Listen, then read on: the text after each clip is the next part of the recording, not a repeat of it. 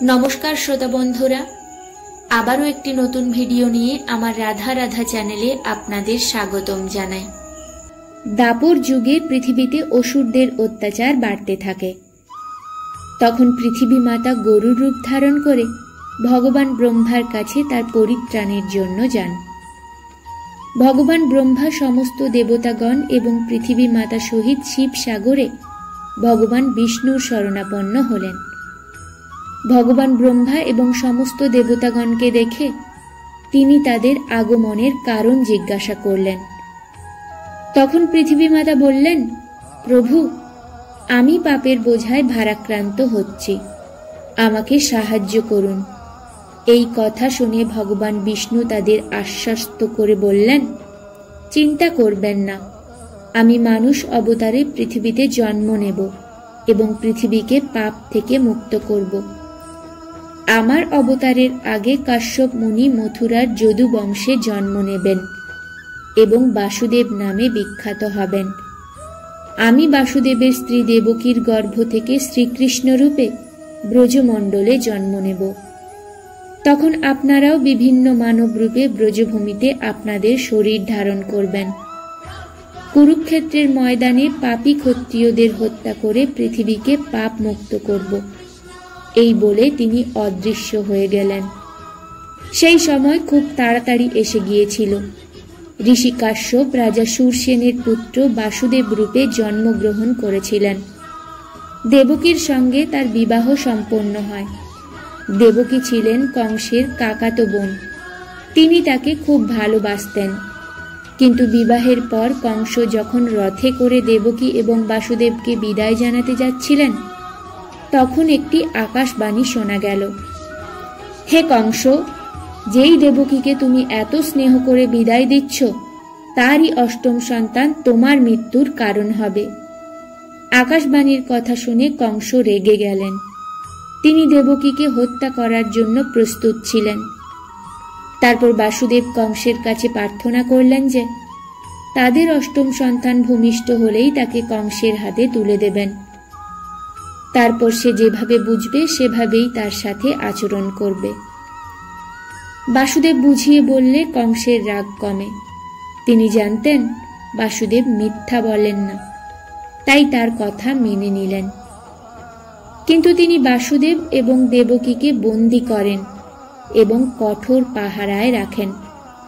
একবার নারদ মুনি সেখানে পৌঁছে কংসকে জিজ্ঞাসা করলেন যে তিনি কিভাবে জানবেন অষ্টম গর্ভ কোনটি হবে?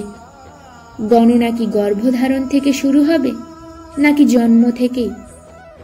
নারদ মুনির পরামর্শে কংস দেবকীর গর্ভ থেকে জন্মানো সমস্ত সন্তানকে হত্যা করার সিদ্ধান্ত নেন। এভাবে একে একে কংস দেবকীর 7 সন্তানকে নির্দয়ভাবে হত্যা করলেন। এরপর ভাদ্র মাসের কৃষ্ণপক্ষের অষ্টমী তিথিতে রোহিণী নক্ষত্রে ভগবান শ্রীকৃষ্ণের জন্ম হয়। জন্মের সাথে সাথে জেলের প্রকোষ্ঠে আলো ছড়িয়ে পড়ে। বাসুদেব এবং দেবকীর সম্মুখে ভগবান শঙ্খ, চক্র, গদা ও পরমধারী চতুর্ভুজ তার রূপে আবির্ভূত হয়ে বললেন, এখন আপনি অবিলম্বে আমাকে গুরুকুলের নন্দের স্থানে নিয়ে যান এবং তার সদ্যজাত কন্যাকে নিয়ে এসে কংসের হাতে তুলে দিন। সঙ্গে সঙ্গে বাসুদেবের হাতকড়া খুলে গেল।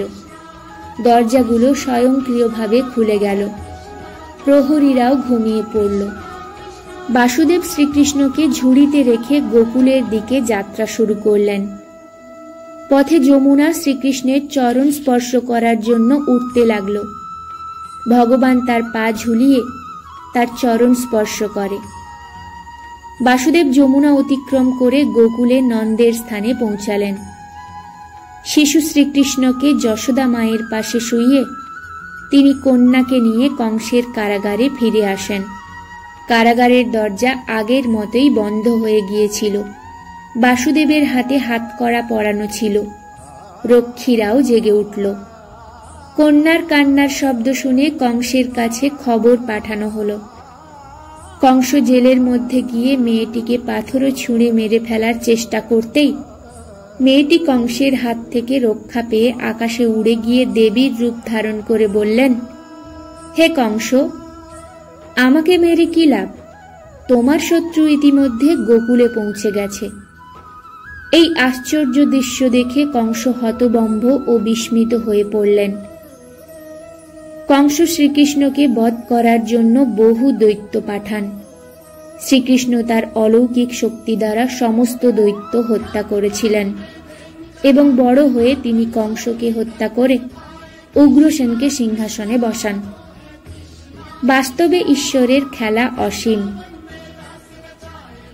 সেই থেকেই প্রতি বছর ভগবান শ্রীকৃষ্ণের জন্মের এই জন্মবার্ষিকী জন্মাষ্টমী হিসেবে সারা দেশে ব্যাপক উৎসাহ উদ্দীপনার সঙ্গে পালিত হয়।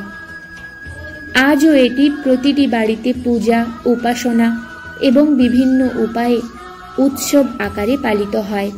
আর প্রতি গৃহে একটাই মন্ত্র ধ্বনিত হয়, নন্দ ঘর আনন্দ ভয়, জয় কানহাইয়া লাল কি, হাতি ঘোড়া পাল কি, জয় কানহাইয়া লাল কি।